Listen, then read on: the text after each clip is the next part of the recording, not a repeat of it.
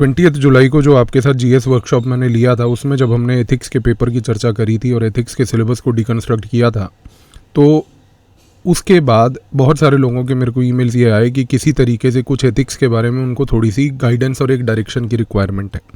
तो next 7 days में आपके साथ एथिक्स के सिलेबस के 7 इंपॉर्टेंट कॉन्सेप्ट्स को पकड़ के आपको मैं बता दूँगा इन वीडियोज़ के थ्रू नेक्स्ट 7 डेज़ में कि किस तरीके से आपको एथिक्स को अप्रोच करना है।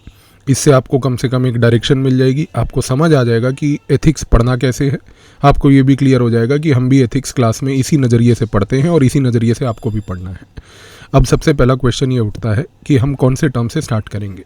आज हमारे सिलेबस में एक इंपॉर्टेंट वर्ड है जिसको मैं पिकअप करना चाहता हूँ। वो वर्ड है dedication to public service. Dedication to public service का क्या मतलब होता है? डेडिकेशन टू पब्लिक सर्विस का मतलब ये होता है कि आप एक सिंपल लैंग्वेज में पीपल की सर्विस इस तरीके से करो कि उस सर्विस के दौरान अगर आपको कोई पर्सनल सैक्रिफाइस भी करना हो तो वो सैक्रिफाइस भी एक्सेप्टेबल है टिल द टाइम कि पीपल की service is given the priority. तो एक सिंपल लैंग्वेज में तो ये होता है, लेकिन इसी कॉन्सेप्ट को अगर हमें और थोड़े ढंग से समझना है तो आपको यहाँ पर ये याद रखना होगा कि डेडिकेशन टू पब्लिक सर्विस में एक अनवेवरिंग कमिटमेंट होती है।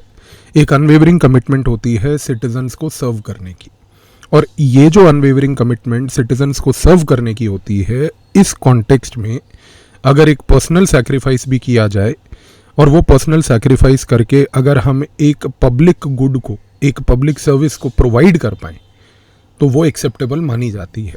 तो यहाँ पर 4 चीज़ें आपको याद रखनी है कि डेडिकेशन टू पब्लिक सर्विस में एक अनवेवरिंग कमिटमेंट है सिटीजन्स को सर्व करने की, ये पहली चीज़। दूसरी बात कि यहाँ पर इस पर्टिकुलर कॉन्टेक्स्ट में सिटीजन सर्विस जो है सेकंड लेवल पर वो प्रायोरिटी होती है। थर्ड लेवल पर किसी भी तरीके का पर्सनल सैक्रिफाइस अगर करना पड़े वो भी एक्सेप्टेबल होता है, लेकिन फोर्थ लेवल पर ये याद रखना है कि यहाँ पर ऑब्जेक्टिव है कि हमें एक पब्लिक गुड को परस्यू करना है। तो एक unwavering commitment to serve the citizens involving a personal sacrifice and more importantly relentlessly pursuing a public good, ये चीज़ आपको यहाँ पर याद रखनी है। अब मैंने आपको जैसे क्लास में भी समझाया था उस दिन संडे को कि किस तरीके से कोई भी कॉन्सेप्ट को समझने के बाद आप कोशिश कीजिए कि उस पर्टिकुलर कॉन्सेप्ट को लेके एक स्पेसिफिक थिंकर वहाँ पर आपको पता हो। यहाँ पर हमारे पास डेडिकेशन टू पब्लिक सर्विस में बहुत इंपॉर्टेंट थिंकर जो अवेलेबल हैं वो है महात्मा गांधी। महात्मा गांधी ने एक बहुत इंपॉर्टेंट कोटेशन दिया है। उन्होंने बोला कि the best way to find your self is to lose your self in the service of others. The best way to find your self is to lose your self in the service of others. ये एक बहुत clear cut example है dedication to public service का, क्योंकि ये जो quote है गांधी का कि the best way to find your self is to lose your self in the service of others, इसका मतलब होता है कि जो ट्रू फुलफिलमेंट है लाइफ की वो बेसिकली लाई करती है दूसरों की सेवा में, डेडिकेट करने में, पब्लिक सर्विस में। ये कॉन्टेक्स्ट से गांधी ने एक इम्पॉर्टेंट पॉइंट जो कम्युनिकेट करने की कोशिश करी। अगर हम गांधी के इस कोट को सिविल सर्विसेज में अप्लाई करते हैं तो गांधी ने ये कहने की कोशिश करी अपने इस कोट से कि सिविल सर्विस एक सिर्फ जॉब नहीं है। सिविल सर्विस यहाँ पर एक ऐसी कॉलिंग है जिससे कि आप लाइव्स को अपलिफ्ट कर सकते हो, क्योंकि जो ट्रू सर्विस होती है वो हमेशा होती है दूसरों की सेवा में। तो अब आपने कॉन्सेप्ट को भी समझ लिया, कॉन्सेप्ट के बाद इस थिंकर को भी समझ लिया, थिंकर के इस कोट को भी समझ लिया। अब सवाल यहाँ पर सबसे इंपॉर्टेंट उठता है कि इसका एक डे टू डे लेवल पर एडमिनिस्ट्रेटिव हमारे आसपास कोई एग्जाम्पल है? तो एक एग्जाम्पल है, कोविड-19 के टाइम पे सोनल गोयल नाम की एक IAS ऑफिसर थी। न्यूज़पेपर में ये क्लिपिंग आई थी कि किस तरीके से कोविड के टाइम पे उन्होंने पूरे के पूरे अपने वर्क शिफ्ट को इस तरीके से डिज़ाइन किया कि वो एक दिन में 18 घंटे काम कर रही थी, क्योंकि उनका ऑब्जेक्टिव ये था कि लोगों को राशन का डिस्ट्रीब्यूशन अफेक्ट ना हो और लोगों को जो है ऑक्सीजन सप्लाई मिलती रहे।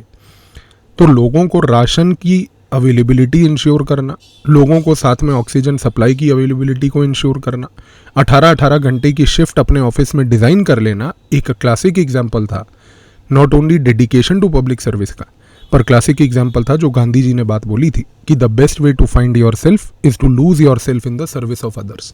Sonal Goyal is an example of that during the covid period. तो ये IAS ऑफिसर ने वो डेमोन्स्ट्रेट करी कैपेबिलिटी।